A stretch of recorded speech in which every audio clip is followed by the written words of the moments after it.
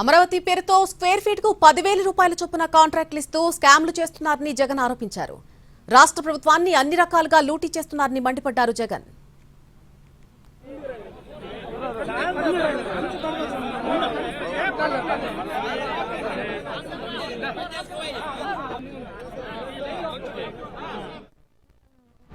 Medical కాలేజీలైనా అమ్మేస్తున్నాడు, government భూములైనా కానీ శనిక్కాయలకు బెల్లాలకు ఇష్టం వచ్చినట్టు స్కాములు చేస్తూ అమ్మేస్తాడు.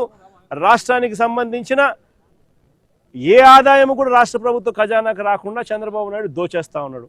మద్యం నుంచి మొదలు పెడితే మద్యము, ఇసుక, మట్టి, క్వాడ్స్, సిలికా ఏదైనా చెప్పండి, రాజధాని భూముల దగ్గర నుంచి ఏకంగా రాష్ట్రంలో భూముల అమ్మకం దగ్గర నుంచి శనిక్కాయలకు బెల్లాలకు అమ్మడం దగ్గర నుంచి అమరావతి పేరుతో ఆయన స్క్వేర్ ఫీట్కి 10,000 రూపాయలు చొప్పున కాంట్రాక్టులు ఇస్తూ స్కాములు చేస్తూ కడతా ఉన్న కాంట్రాక్టుల వరకు రాష్ట్ర ప్రభుత్వాన్ని అన్ని రకాలుగా రాష్ట్ర ఖజానాను లూటీ చేస్తూ ఉన్నారు.